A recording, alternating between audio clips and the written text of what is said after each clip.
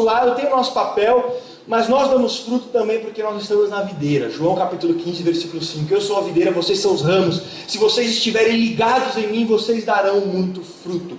Então, dar fruto é uma vida que vem de um relacionamento íntimo com Cristo, mas que nós temos que nos posicionar e fazer a nossa parte. Então, nós falamos primeiro, na semana passada, do amor, e tiramos aquela ideia de que o amor é aquela afeição, professor Girafales e Dona Florinda, quando se encontram, em que você tem aquela afeição pela pessoa e tal. Não, o amor que é mandamento na Bíblia independe disso, e eu posso agir com amor por alguém mesmo sem ter afeição por ela.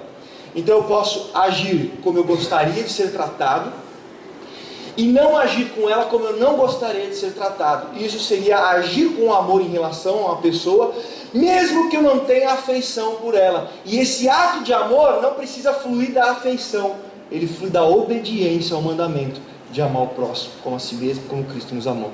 Nós falamos da alegria, uma alegria que não flui das circunstâncias, porque às vezes nós nos enxergamos em situações delicadas, difíceis, situações que, se você apenas olhar as circunstâncias, você vai ficar mal, deprimido, você vai ficar triste. Mas nós falamos que a alegria do cristão vem pela confiança de que a história não termina numa cesta de crucificação, numa cesta de túmulo, numa cesta de pregos, numa cesta de coroa de espinhos, numa cesta de açoitamento. Mas para o cristão a história termina num domingo de manhã, num domingo de ressurreição, num domingo de túmulo vazio. E essa é a nossa alegria, de quando nós estamos vivendo a sexta-feira, nós sabemos que o domingo vem aí.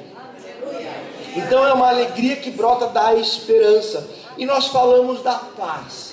A paz que nasce e é uma realidade dos nossos corações a partir da confiança de que nós temos que somos aceitos por Deus, que nós não precisamos provar que somos bons, que nós não precisamos conquistar o amor de Deus, mas que Deus nos ama e Deus nos recebe e Deus nos perdoa Deus perdoa as nossas falhas, e nós podemos descansar e termos paz, sabendo que o maior problema seria se nós tivéssemos um problema com Deus, e esse problema foi resolvido na cruz.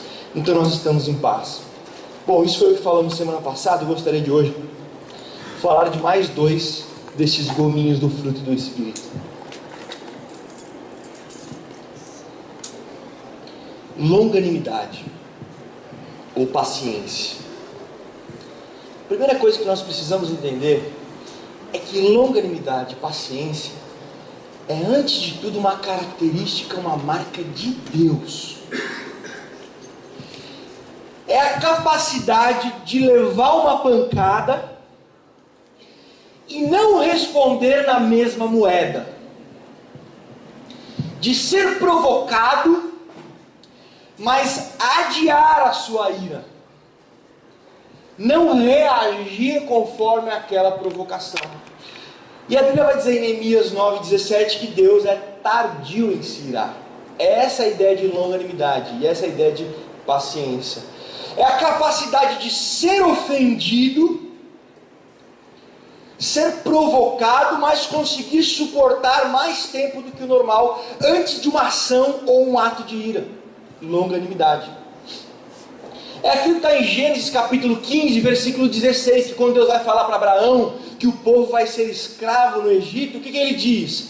Porque a medida dos amorreus de pecado ainda não se completou. Deus estava dizendo, os amorreus, que eram um povo de Canaã, estão pecando, estão me provocando, mas eu estou suportando em longanimidade, em paciência. E Deus suportou isso mais de 400 anos. Então, longanimidade e essa paciência, primeiro, é uma capacidade de Deus de não nos fulminar no momento em que nós o provocamos. Porque aí já não são mais os amorreus, somos nós também, no nosso dia a dia. Que a gente sabe que a gente tem que fazer algo e a gente faz diferente. Que a gente sabe que aquilo desagrada a Deus, a gente faz do mesmo jeito. E a gente coloca a nossa vontade, o nosso desejo acima da vontade de Deus. E quando a gente faz isso, nós estamos provocando a Deus.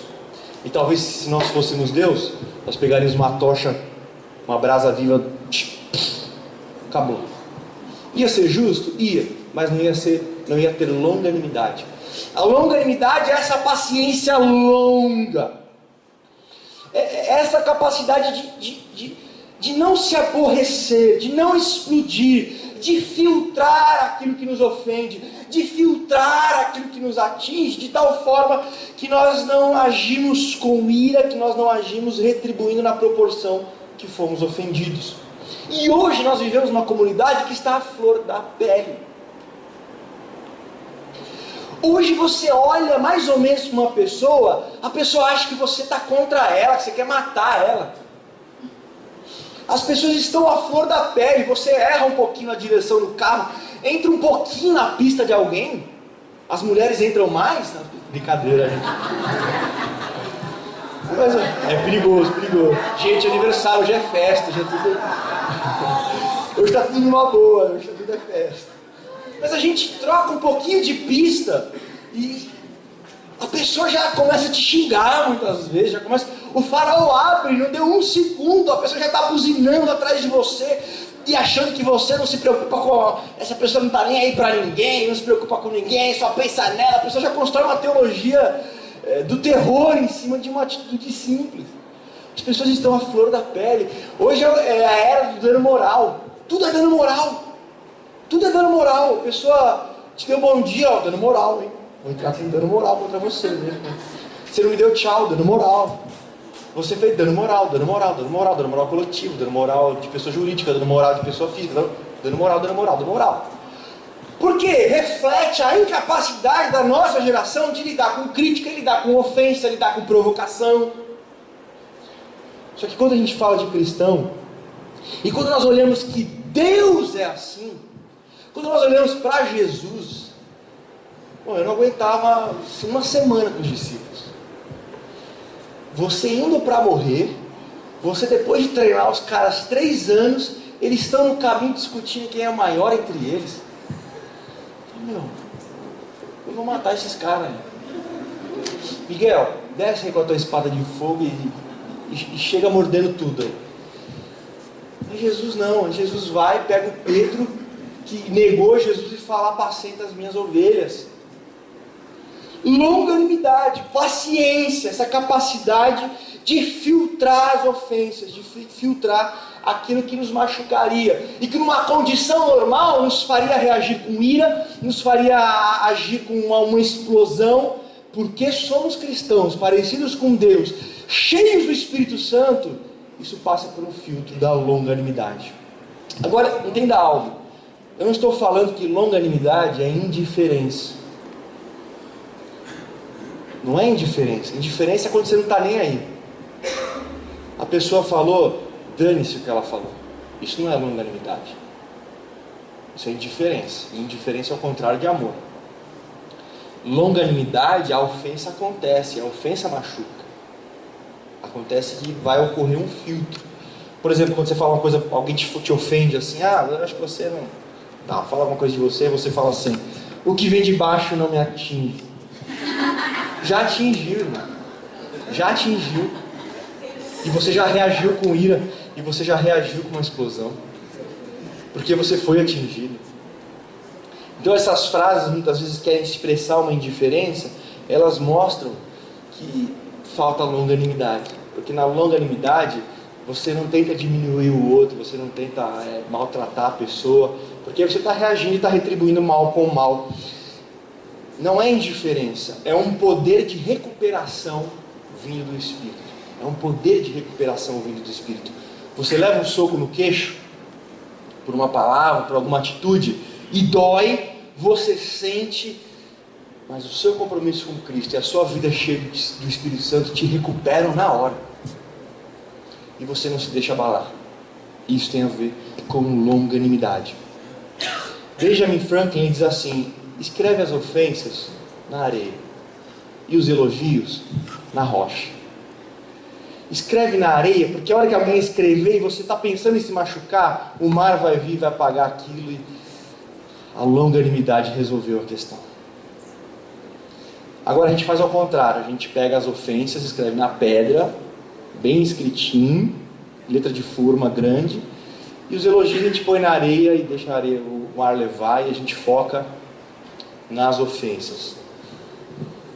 Capacidade de não perder a paciência. 1 Pedro capítulo 2, versículo 21 e 23, vai falar que nós temos que seguir os mesmos passos de Jesus, que, insultado, não revidava.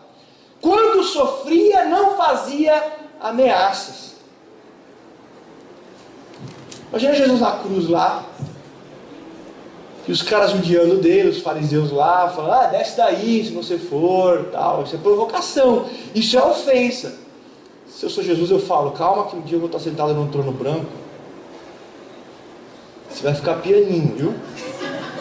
Você viu que é bom para tosse, vai chegar, a sua hora vai chegar. O fariseu pode esperar que a sua hora vai chegar, porque... E ameaçando, tá? Ele poderia. Vai acontecer? Vai acontecer. Um dia um julgamento e tal. Mas Jesus era longânimo e estava falando, Pai, perdoa, eles não sabem o que fazem. É por isso que quando a gente fala que é fruto do Espírito e é um milagre, é um milagre. A gente tem que fazer a nossa parte, mas se não for o Espírito Santo, não dá para agir nessa dimensão. Dimensão de compaixão, dimensão de amor, dimensão de paz, dimensão de alegria, dimensão de longanimidade, paciência, não rola. Não dá certo. Alguns textos sobre longanimidade que eu separei, de Provérbios. Provérbios fala muito de paciência e longanimidade. Se você quiser anotar aí, eu vou ler para você. Provérbios 19, 11. A sabedoria do homem lhe dá paciência. Sua glória é passar por cima de ofensas. É a capacidade de não se prender nelas, de não cair numa armadilha de uma ofensa e ficar preso nessa ofensa. E flui da sabedoria. Porque você ser paciente e longânimo é bom, não só se você é cristão. Se você não é cristão, tem que ter paciência. Tem pessoas que chegam cansadas em casa no fim do dia, porque são impacientes o dia inteiro. Então ela está impaciente na hora da fila, o elevador que não chega, o carro que é o farol que não abre, e coisa, e a pessoa que não chega, e o documento, o e-mail que não chegou, ela está sempre alimentando. Quando ela chega em casa, ela não dorme, ela desmaia de tanta canseira da impaciência. Então a impaciência, a paciência, assim como todo mandamento, ele é bênção para todos os homens. Agora para o cristão ele é uma responsabilidade, porque Deus mora em você. Deus mora em você. E o Deus que é paciente e longânimo vai gerar paciência em você. Provérbios 15, 18. O homem irritável, o homem nervosinho, outros sinônimos, provoca dissensão. Mas quem é paciente acalma a discussão. Se nós tivermos uma igreja de pessoas irritáveis, que qualquer coisinha dói, qualquer coisinha machuca, vai ser uma igreja cheia de dissensão. Mas se nós tivermos uma igreja de pessoas longânimas, pessoas pacientes, as discussões que nascerem, elas serão resolvidas numa boa. Provérbios 25, 15. O homem irado é apaziguado pela longanimidade, é contagiosa. Uma pessoa paciente, uma pessoa longânima é capaz de influenciar uma pessoa que não é paciente, que não é longânima. Então há um poder, não apenas você ter esse poder de recuperação, você ter esse filtro longânimo no seu coração, mas isso não vai parar em você, isso não vai ficar apenas dentro de você, isso vai fluir de você para as pessoas que te servem. Provérbios 14, 29. O homem paciente dá prova de grande entendimento, mas o precipitado revela sua insensatez ou sua imaturidade. O homem paciente dá prova de grande entendimento. Sabe por quê? A gente sabe o fruto da impaciência. Quando a gente é impaciente e a gente estoura, depois a gente percebe que algumas coisas passaram no ponto. Então a gente precisa ter entendimento para saber disso antes de fazer alguma coisa.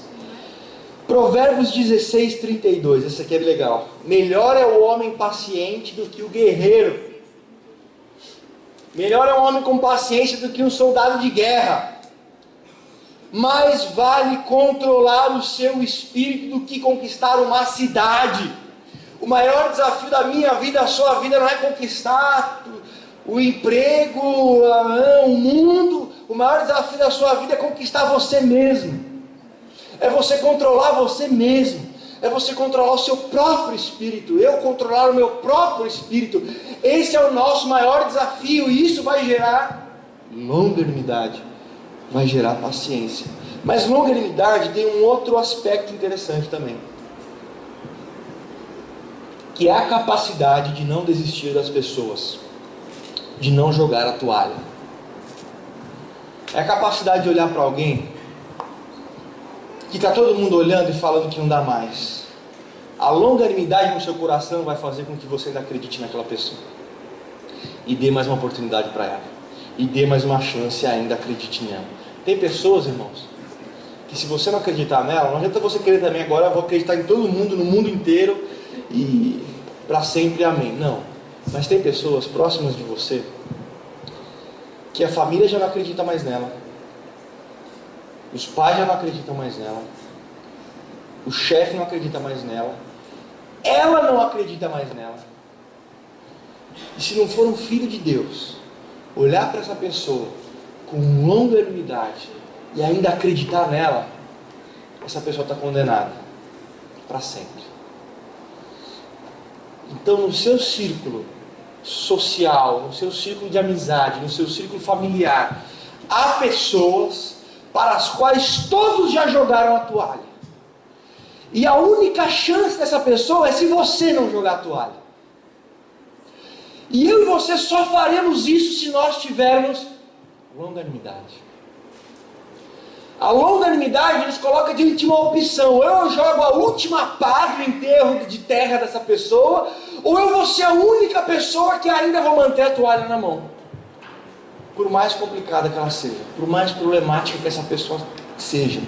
É Moisés que desce do monte com as tábuas da lei e encontra o povo que tinha acabado de ver as 10 pragas do Egito, o povo que tinha passado o Mar Vermelho, o povo que tinha sido liberto, o povo que tinha experimentado a glória de Deus. Aí ele passa uns dias no monte.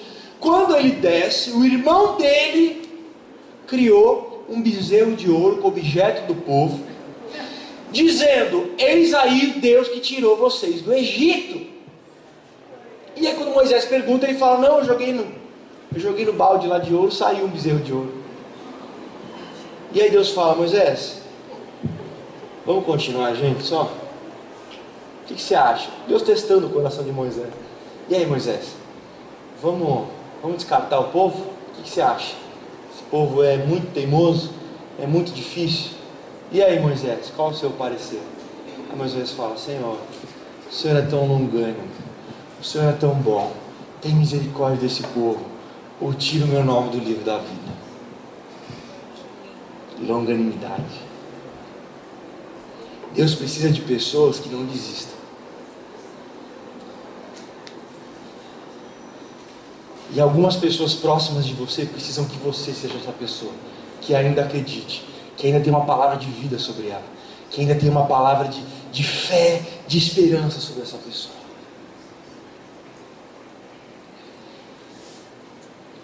Colossenses 3,12 diz assim: portanto, como povo escolhido de Deus, fala, já que vocês são povo escolhido de Deus, santo e amado, já que vocês são povo amado por Deus, escolhido por Deus, revistam-se, ou seja, se vista como se fosse uma roupa de compaixão, bondade, longanimidade. A gente tem que vestir essa roupa, irmãos. O cristão é chamado para ser longânimo e paciente. Decida vestir essa roupa. Vá na loja do Espírito Santo hoje e compre essa roupa. Fala: Espírito Santo, meu pavio está curto, eu estou à flor da pele. Nós sabemos, irmãos, nós vivemos uma cidade que parece que é um teste de paciência todo dia. A gente não consegue relaxar mais no fim de semana, a gente está sempre atrasado, não está fácil se organizar, não está fácil pagar tudo, não está fácil, eu sei. É por isso que é fruto do Espírito, é por isso que é um milagre. Aí quando eu falo: Senhor, me veste de longanimidade, me veste, Senhor, de compaixão, me veste de paciência, muda a minha forma de ser, Se a pessoa que não tem a ti vai no trânsito ser um louco e brigar e criar confusão, me faz alguém diferente, me faz alguém com uma visão diferente. Enquanto as pessoas vão estar sempre reclamando e reclamando e reclamando, me faz uma pessoa diferente com longanimidade e paciência. Até na hostilidade contra a igreja. Porque tem aquilo que as pessoas falam da igreja, elas têm razão, que nós precisamos melhorar, mas tem coisas que as pessoas falam é porque o mundo jaz maligno. E tem várias situações que se levantam contra a igreja de Jesus, a igreja verdadeira de Jesus, porque se perseguiram a Jesus, quanto mais a nós. E olha o que Paulo vai falar em 1 Coríntios capítulo 4, versículo 13. Quando nós somos caluniados, ele está falando dos apóstolos, caluniados, nós respondemos amavelmente. Até agora nos tornamos o lixo do mundo. Olha o que Paulo está dizendo, nós somos o lixo do mundo. Nossa, Samuel, é meio forte esse texto. É forte. Mas aí Paulo fala, não tem problema, se é assim que eles nos consideram, por amor a Cristo, eles vão nos ofender. E nós não vamos devolver na mesma moeda. Por quê? Porque nós somos longânimos, porque nós temos paciência. Amém? Em segundo lugar, e em último lugar, benignidade.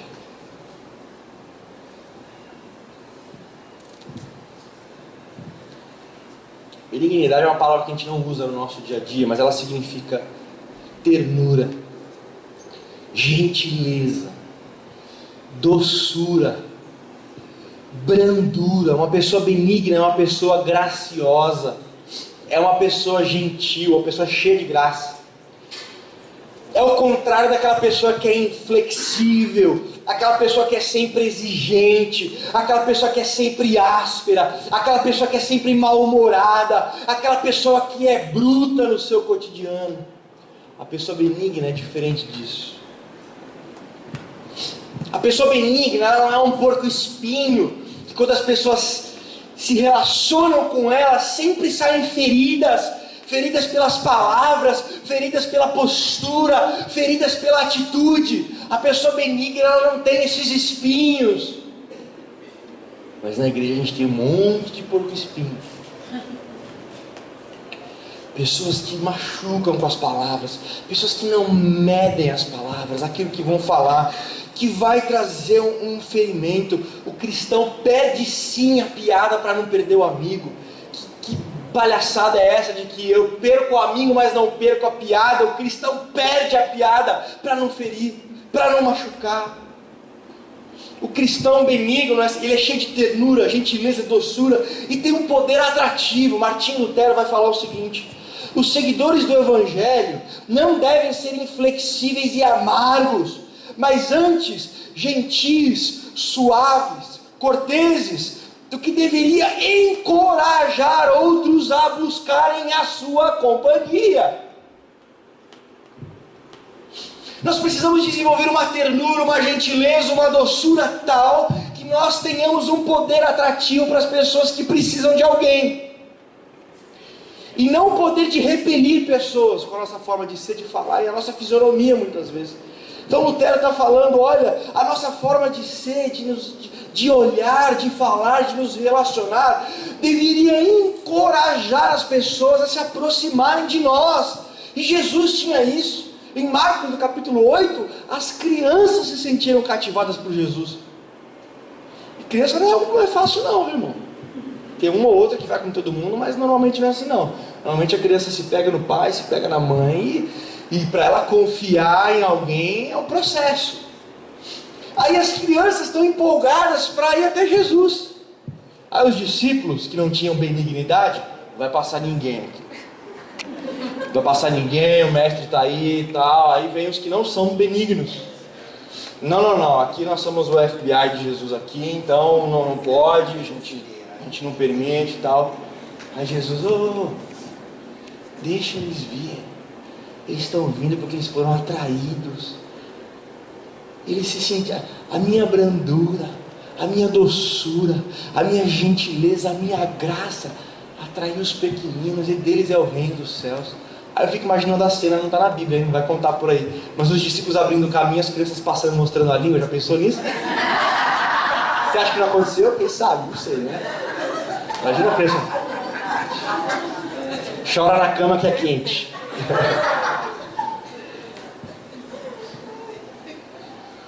Martinho Lutero vai citar uma fonte na história da igreja que dizia que Pedro, o apóstolo Pedro, chorava sempre que se lembrava da suave gentileza de Jesus em seus contatos diários com as pessoas. Então Martinho Lutero cita a história da igreja para dizer, olha, os historiadores primeiros da igreja, eles nos contam que Pedro, depois que Jesus foi embora, foi para o céu, ressuscitou, foi para os céus, e quando ele conversava sobre Jesus com as pessoas, ele chorava quando contava para as pessoas como Jesus era gentil, como Jesus tinha um imã de doçura na vida dele. É uma postura que deixa os outros à vontade. Tem pessoas que vêm perguntaram a mim o seguinte: eu não sei porque as pessoas se afastam de mim. Eu sou tão legal, eu sou tão gentil, eu sou tão doce, eu não sei porque as pessoas estão fugindo de mim. Sabe por que elas estão fugindo? Você está machucando elas. Porque elas não estão encontrando em você benignidade. Se as pessoas estão fugindo de mim, é porque elas não estão encontrando em mim doçura, benignidade. Alguns irmãos no mundo, tá? Aqui não tem, mas na igreja do mundo todo, eles parecem uma personagem que tem um filme chamado X-Men. Os meninos conhecem. Que tem uma personagem que se chama Tempestade. Que ela tem um poder impressionante, assim, de o tempo tá azul, tá tudo tranquilo, mas aí quando ela chega com os superpoderes dela, é um filme que é ficção, o tempo fecha, começa a chover, nuvens negras e raios e trovões, e a coisa fica... Tem pessoas que trazem um semblante tão pesado, com palavras tão pesadas, que ao chegar parece que o tempo fecha. O tempo fecha. E você olha na fisionomia da pessoa, tem a amargura, a pessoa é azeda, inflexível, dura no olhar. E você olha, não é possível que Deus, que Jesus, o mesmo Jesus que atraía as crianças, agora faz morada dentro dessa pessoa, que pode ser eu, pode ser você.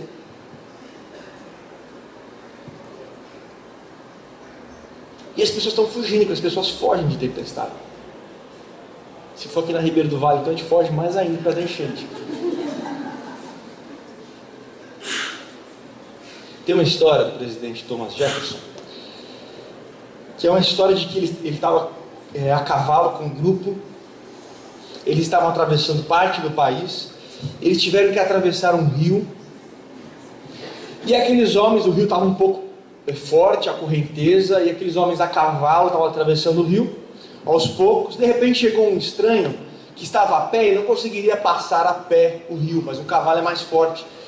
E ele falou para o presidente, falou, o senhor poderia me levar para o outro lado? O presidente falou, poderia. Ele subiu no cavalo do presidente, estranho, e atravessou o rio com a correnteza, dificuldade e tal, e atravessaram. Aí os caras, por que você foi pedir justo para o presidente? Ele falou, não sabia que era o presidente. Mas eu pedi para ele porque tinha um sim na cara dele. Na cara de alguns de vocês tinha um não, mas na cara dele já tinha um sim preparado para mim. Tem pessoas que têm cara de não. Olha para o seu lado, vê se tem um não aí.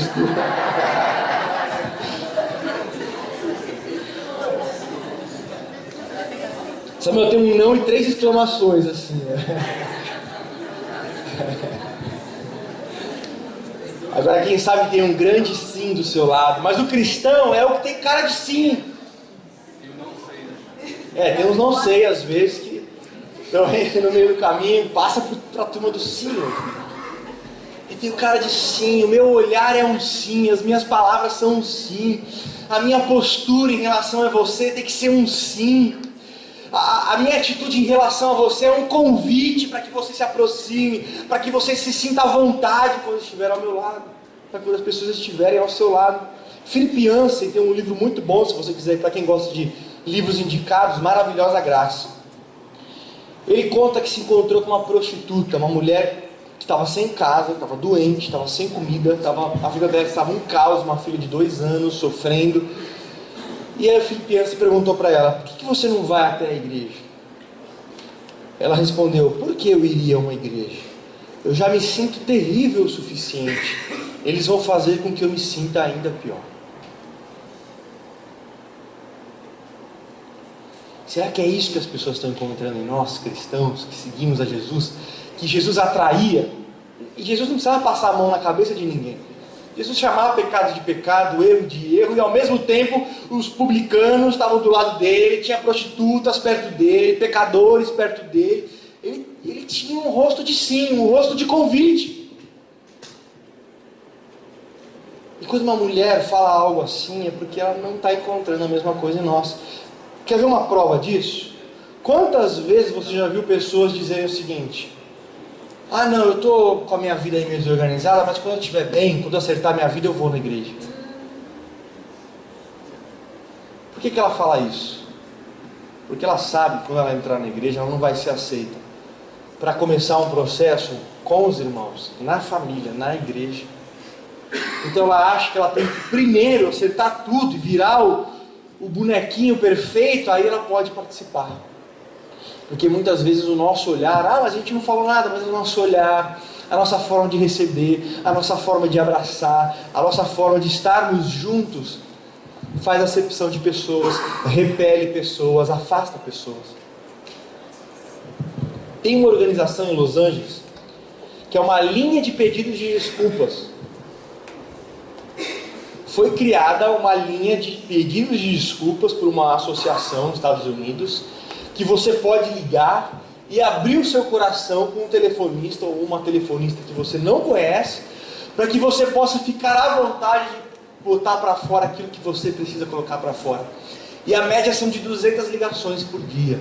200 pessoas por dia ligam para essa linha, para esse telefone dessa organização, para poder abrir e contar aquilo que elas não estão conseguindo, que estão com dificuldade, que estão fazendo de errado.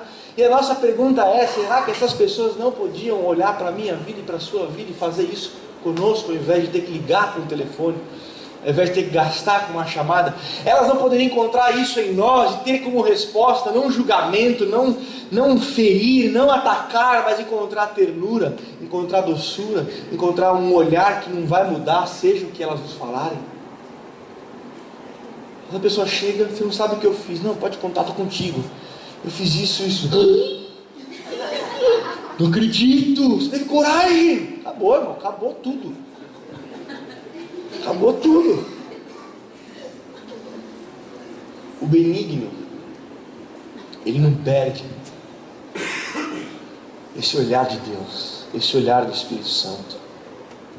Nós vivemos num mundo, agora para encerrar de vez, onde as pessoas são números, estatísticas, clientes e consumidores. Isso é uma oportunidade de você ter vantagem sobre a pessoa. As empresas funcionam assim. Muitas vezes nós, igreja, temos esse pensamento e passamos a olhar pessoas como números, pessoas como estatística, pessoas como consumidores, e que podem de alguma forma trazer alguma vantagem. O maior presente que a gente pode dar é uma atenção desinteressada, uma atenção que olha com os olhares de Cristo, com o olhar de Cristo, uma atenção que é um convite: venha comigo, e você vai estar à vontade, você vai estar seguro ao meu lado. Para Jesus, pessoas eram pessoas. Vamos ficar de pé?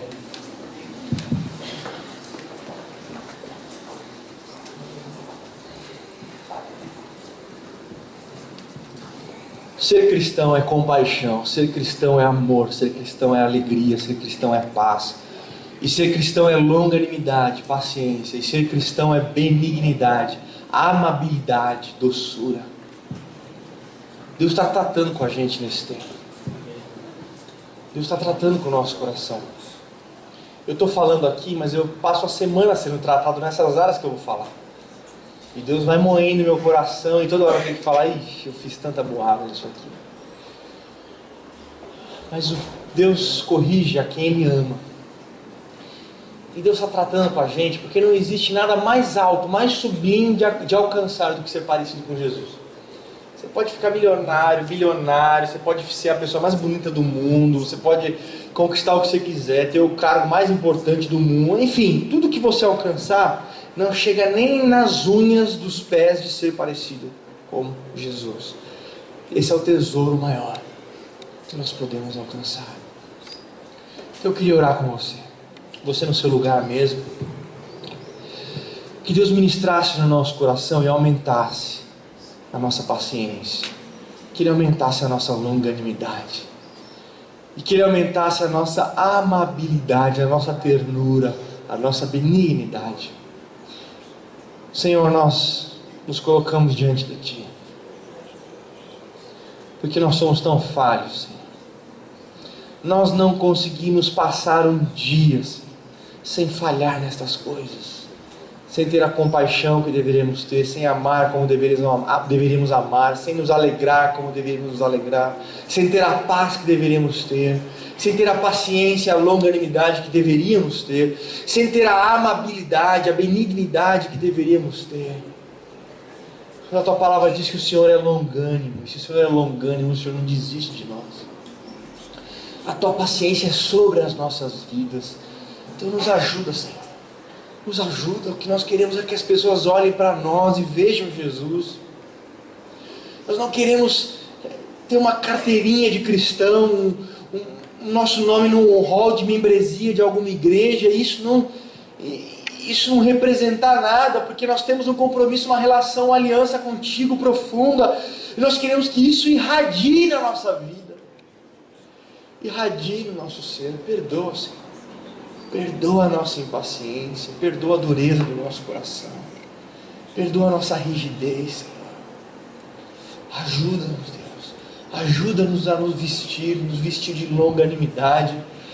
Senhor, coloca um filtro de longanimidade no nosso coração, para suportar as ofensas, para conseguir carregar um peso por mais tempo, para conseguir suportar uma pancada a mais e não retribuir na mesma moeda. Faz esse milagre em nós, Espírito Santo. Está além daquilo que podemos, está além daquilo que podemos alcançar. Ajuda-nos, muda-nos, alerta-nos, fala conosco, Espírito Santo, na segunda, na terça, na quarta, na quinta, na sexta, no sábado, nas situações que vão se colocar diante de nós, essa semana, que nós já possamos exercitar o fruto do Espírito, Senhor. E que não sejam palavras que morram ao sairmos daqui, mas que o nosso coração seja transformado em todos os detalhes por Ti, Senhor. Muda a nossa mentalidade, muda o nosso coração. E nessa igreja, Senhor, cria uma igreja que representa o Teu fruto, Senhor. Nós confessamos que estamos distantes disso, Deus. Falta muito para nós chegarmos a esse padrão, mas nós esperamos e nós confiamos que o Teu amor não falha, e que o Senhor é poderoso para fazer infinitamente mais do que aquilo que pensamos ou podemos imaginar. Em nome de Jesus, Senhor, que nós sejamos, na verdade, cristãos. Em nome de Jesus. Amém.